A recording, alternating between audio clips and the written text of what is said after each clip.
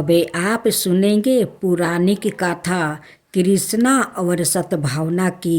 एक पौराणिक कथा के अनुसार सत्यभामा को अपने रूप और सुंदरता पर बहुत गर्व था।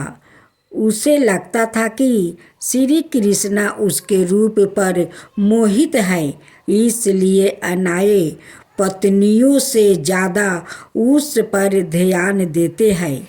एक दिन नारद मुनि सत्यभामा के पास आए तो सत्यभामा ने उनसे आशीर्वाद मांगी कि अगले जन्म में श्री कृष्णा ही उनके पति रूप में प्राप्ति हो। नारद जी ने सत्यभामा से कहा कि दृष्टि के नियम के अनुसार इस जन्म में दान की गई वस्तु ही अगले जन्म में प्राप्ति होती है। इसलिए अगर वो चाहती है कि श्री कृष्णा उन्हें पति रूप में मिले तो उन्हें इस जन्म में श्री कृष्णा को दान करना होगा। सत्यभामा ने नारद मुनि को श्री कृष्णा दान में दे दिया। जब नारद जी श्री कृष्णा को लेकर जाने लगे तो अन्य रानियों ने उन्हें रोक लिया। इस पर नारद जी ने कहा कि अगर वो श्री कृष्णा के वचन के बराबर धन दौलत उन्हें देती है तो वो भगवान श्री कृष्णा को छोड़ देंगे। सभी रानियों अपने अपने आभूषण तराजू पर रखने लगी, लेकिन श्री कृष्णा का पलड़ा ऊपर ही नहीं उठा। सभी ने अपनी सारी धन दौलत रख दिया, लेकिन पलड़ा जरा भी नहीं हिला। इस पर सत्यभामा ने कहा कि अगर मैंने अपने पति को दान किया है तो मैं उन्हें वापस भी ले लूँगी, लेकिन यह प्रयास भी असफल रह गया। सत्यभामा के आभूषण भी श्री कृष्णा के वजन को नहीं छू पाया। इस पर रुक्मिणी को एक युक्ति सूझी। वो तुलसी पूजन करे तुलसी की एक पतिया साथ ले आई और उस पतिया को तराजू के दूसरे पलड़े पर रख दिया और वजन बराबर हो गया। तुलसी की इस महिमा के कारण सत्यभामा, रुक्मिणी और अन्य पत्नियों को श्री कृष्णा वापस मिले, ऐसा माना जाता है। इस घटना के बाद से ही भगवान श्री कृष्णा तुलसी की पत्तियां धारण करते हैं। राधे राधे भक्तजनों, अब आप सुनेंगे अगहन मास की कृष्णा भगवान की व्रत कथा। एक बार अर्जुन को अहंकार हो गया कि वो भगवान के सबसे बड़े भक्त हैं। उनकी इस भावना को भगवान श्री कृष्णा ने समझ लिया। अर्जुन का अहंकार तोड़ने के लिए एक दिन भगवान उन्हें अपने साथ घुमाने ले गया। भ्रमण करते समय उन दोनों की मुलाकात एक गरीब ब्राह्मण से हुआ। उस ब्राह्मण का व्यवहार थोड़ा विचित्र था। वो सूखी घास खा रहा था और उसकी कमर से एक तलवार लटक रही थी। अर्जुन हैरान हो गया।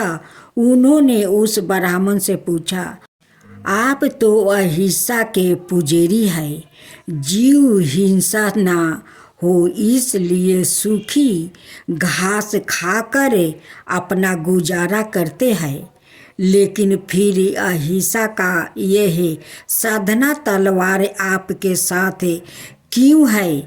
यह प्रश्न सुनकर ब्राह्मण ने जवाब दिया, मैं कुछ लोगों के दंड देना चाहता हूँ।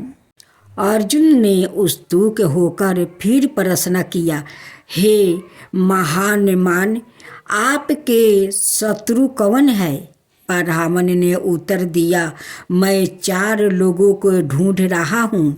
जिन्होंने मेरा भगवान को परेशान किया है ताकि उन्हें उनके कर्मों का दंड दे सकूं। अर्जुन ने फिर पूछा, वो 4 लोग कौन है? ब्राह्मण ने कहा, सबसे पहले तो मुझे नारद की तलाश है। नारद मेरे प्रभु को विश्राम नहीं करने देते, हमेशा भजन कीर्तन कर उन्हें जगाए रखते हैं। उसके बाद मैं द्रौपदी से भी अत्यंत नाराज हूँ।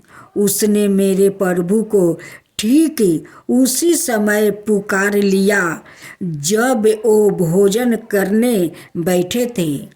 उन्हें उसी समय भोजन छोड़कर उठना पड़ा ताकि पांडवों को महर्षि दुर्वासा ऋषि के श्राप से बच सके।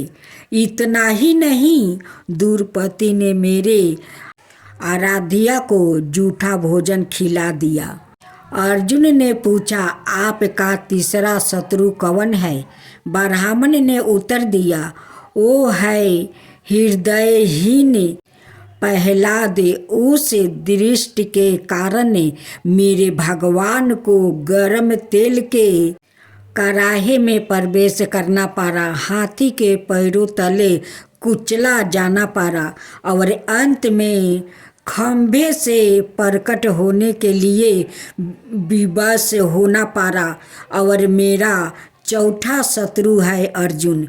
उसका दुस्साहस तो देखिए, उसने तो मेरे भगवान को अपना सारथी ही बना डाला। उसे भगवान की असुविधा का थोड़ा भी ध्यान नहीं रखा। इससे कितना कष्ट हुआ होगा मेरे आराध्या भगवान श्री कृष्णा को। यह सब बताते बताते उस गरीब ब्राह्मण की आंखों से आंसू बहने लगा। उस गरीब ब्राह्मण की ऐसी निष्ठा भक्ति देखकर अर्जुन का सारा अहंकार पानी की तरह बह गया। उन्होंने भगवान श्री कृष्णा से क्षमा मांगते हुए कहा, मेरी आंखें खुल गई प्रभु। इस जगत में ना जाने आपके कैसे कैसे अद्भुत भक्त हैं। मैं तो उनके आगे कुछ भी नहीं हूँ। यह सुन भगवान श्री कृष्णा मुस्कुराने लगे।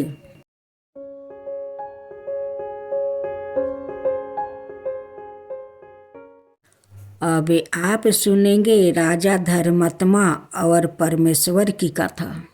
एक राजा बड़ा धर्मात्मा, अन्यायकारी और परमेश्वर का भक्त था। उसने ठाकुर जी का मंदिर बनवाया और एक ब्राह्मण को उसका पुजारी नियुक्त कर दिया। वो ब्राह्मण बड़ा सदाचारी, धर्मात्मा और संतोषी था। वो राजा से कभी कोई याचना नहीं करता था। राजा भी उसके स्वभाव पर बहुत प्रसन्न था। उस राजा के मंदिर में पूजा करते हुए 20 बरस गुजर गया। उसने कभी भी राजा से किसी प्रकार का कोई प्रश्न नहीं किया। राजा के यहाँ एक लड़का पैदा हुआ। राजा ने उसे पढ़ा लिखा कर विद्वान बनाया और बड़ा होने पर उसकी शादी एक सुंदर राजकन्या के साथ करा दी। शादी करके जिस दिन राजकन्या को अपने राजमहल में ले आया, उस रात्रि में राजकुमारी को नींद ना आई। वो इधर उधर घूमने लगी। जब अपने पति के पलंग के पास आई तो क्या देखती है कि हीरे जवाहरात जड़ित मूठे वाली एक तलवार पड़ी है। जब उस राजकन्या ने देखने के लिए वो तलवार मैदान में से बाहर निकली, तब तिरछन धार वाली और बिजली की समान प्रकाश वाली तलवार देखकर वो डर गई। वो डर के मारे उसके हाथ से तलवार गिर पड़ी और राजकुमार की गर्दन पर जा लगी। राजकुमार का सिर कट गया और वो मर गया। राजकन्या पति के मरने का बहुत शोक करने लगी। उसने परमेश्वर से प्रार्थना की कि हे प्रभु, मुझसे अचानक यह पाप कैसे हो गया। पति की मृत्यु मेरे ही हाथों हो गई। आप तो जानते ही हैं, परंतु सभा में मैं सत्य ना कहूँगी, क्योंकि इससे मेरे माता पिता और सास ससुर को कलंक लगेगा और इस बात पर कोई विश्वास भी नहीं करेगा। प्रात काल में जब पुजारी कुएं पर स्नान करने आया तो राजकन्या ने उसको देखकर विलाप करना शुरू किया और इस प्रकार करने लगी, मेरे पति को कोई मार गया है। लोगों इकट्ठा हो गया और राजा साहेब आकर पूछने लगे, किसने मारा है। वो कहने लगी, मैं जानती तो नहीं कि कौन था, परंतु उसे ठाकुर जी के मंदिर में जाते देखा था। राजा समेत सब लोगों ठाकुर जी के मंदिर में आए तो ब्राह्मण को पूजा करते हुए देखा। उन्होंने उसको पकड़ लिया और पूछा, तूने राजकुमार को क्यों मारा। ब्राह्मण ने कहा, मैंने राजकुमार को नहीं मारा है। मैंने तो उनका राजमहल में भी नहीं देखा है। इसमें ईश्वर साक्षी है। बिना देखे किसी पर अपराध का दोष लगाना ठीक नहीं है। ब्राह्मण की तो कोई बात ही नहीं सुनता था। कोई कुछ कहता था तो कोई कुछ। राजा के दिल में बार बार विचार आता था कि यह ब्राह्मण निर्दोष है, परंतु बहुतों के कहने पर राजा ने ब्राह्मण से कहा, मैं तुम्हें प्राण दंड तो नहीं देता, लेकिन जिस हाथ से तुमने मेरे पुत्र को तलवार से मारा है, तेरा वो हाथ काटने का आदेश देता हूँ। ऐसा कहकर राजा ने उसका हाथ कटवा दिया। इस पर ब्राह्मण बड़ा दुखी हुआ और राजा को अधर्मी जाने उसे देश को छोड़कर चला गया। वहाँ वो खोज करने लगा कि कोई वृद्धन ज्योतिषी मिलते तो बिना किसी अपराध हाथ कटने का कारण उससे पूछूं। किसी ने उसे बताया कि काशी में एक वृद्धन ज्योतिषी रहते हैं। तब वो उनके घर पर पहुंचा। ज्योतिषी कहीं बाहर गए थे। उसने उनकी धर्म पत्नी से पूछा, माता जी, आपके पति ज्योतिषी जी महाराज कहाँ गए हैं। तब उस स्त्री ने अपने मुख से अयोग्य असहाय दुर्वचन कहे, जिनको सुनकर वो ब्राह्मण हैरान हुआ और मन ही मन कहने लगा कि मैं तो अपना हाथ काटने का कारण पूछने आया था, परंतु अब इनका ही हाल पहले पूछूंगा। इतने में ज्योतिषी आ गया। घर में प्रवेश करते ही ब्राह्मणी ने उनके दुर्वचन कहकर उनका तिरस्कार किया, परंतु ज्योतिषी जी चुप रहे और अपनी स्त्री को कुछ भी नहीं कहा। तदंतर में अपनी गद्दी पर आ बैठे। ब्राह्मण को देखकर ज्योतिषी ने उनसे कहा, कहिए ब्राह्मण देवता, कैसे आना हुआ। आया तो था अपने बारे में पूछने के लिए, परंतु पहले आप अपना हाल बताइए कि आपकी पत्नी अपनी जुबान से आपका इतना तिरस्कार क्यों करती है, जो किसी से भी नहीं सहा जाता है और आप सहन कर लेते हैं। इसका कारण क्या है? यह मेरी स्त्री नहीं, मेरा कर्म है। दुनिया में जिसको भी देखते हो, अर्थात भाई पुत्र शिष्या पिता गुरु संबंधित जो कुछ भी है, सब अपना कर्म ही है। यह स्त्री नहीं, मेरा किया हुआ कर्म ही है और यह भोग बिना कटेगा नहीं।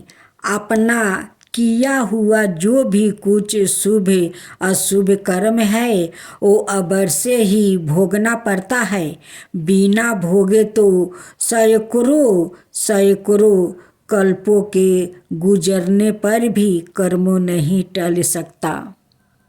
इसलिए मैं अपने कर्म में खुशी से भोग रहा हूँ और अपनी स्त्री की ताड़ना भी नहीं करता, ताकि आगे इस कर्म का फल ना भोगना पड़े।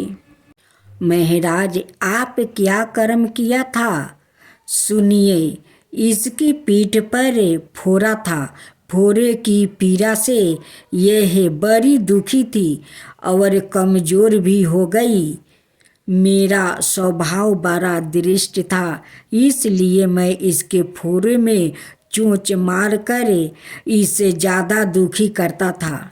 जब दर्द के कारण यह कूदती थी तो इसकी फजीहत देखकर मैं खुश होता था।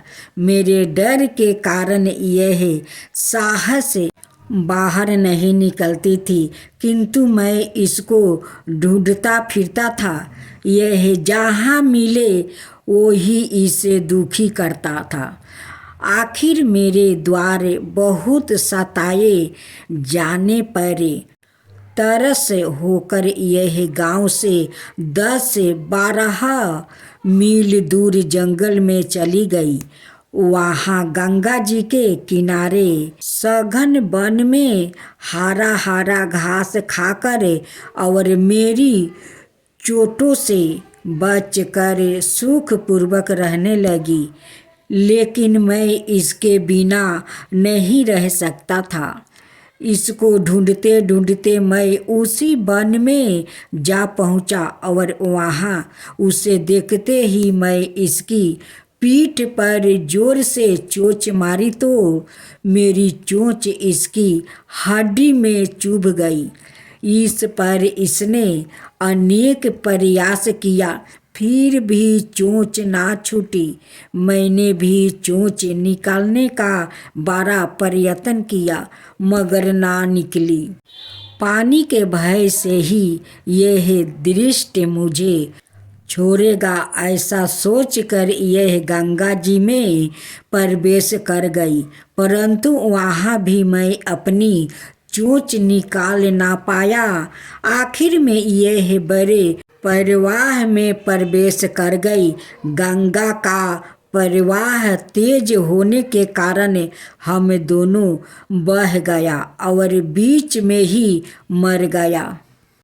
तब गंगा जी के प्रभाव से यह दोनों ब्राह्मणी बनी और मैं बड़ा भारी ज्योतिषी बना।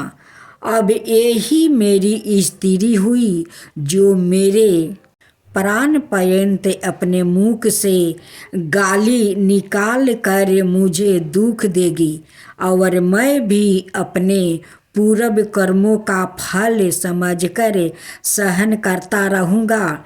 इसका दोष नहीं मानूंगा, क्योंकि यह किए हुए कर्मों का ही फल है, इसलिए मैं शांत रहता हूँ।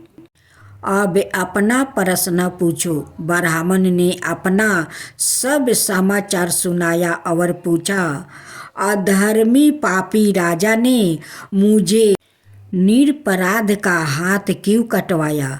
ज्योतिषी राजा ने आपका हाथ नहीं कटवाया, आपके कर्म ने ही आपका हाथ कटवाया है।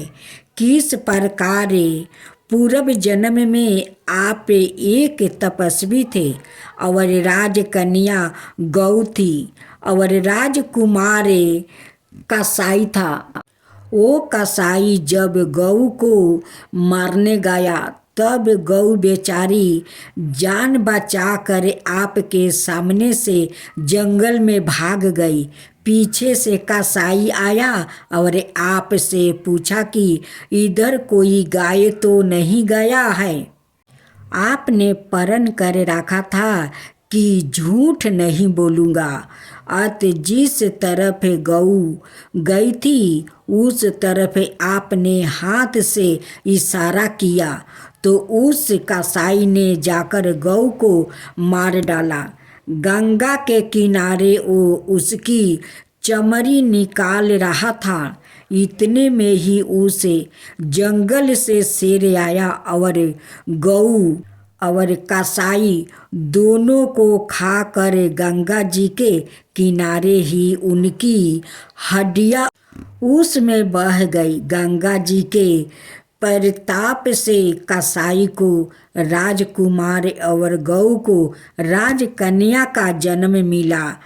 एम पूर्व जन्म के किए हुए उस कर्म ने एक रात्रि के लिए उन दोनों को इकट्ठा किया।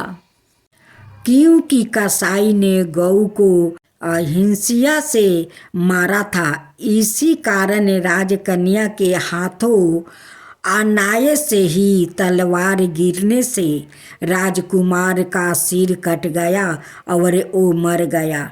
इस तरह अपना फल देकर कर्म निर्मित हो गया। तुमने जो हाथ का इशारा रूप कर्म किया था उस पाप कर्म ने तुम्हारा हाथ कटवा दिया है। इसमें तुम्हारा ही दोष है, किसी अन्याय का नहीं। ऐसा निश्चय करे, सुख पूर्वक रहो। कर्म फल का भोग टालता नहीं, कितना सहज है।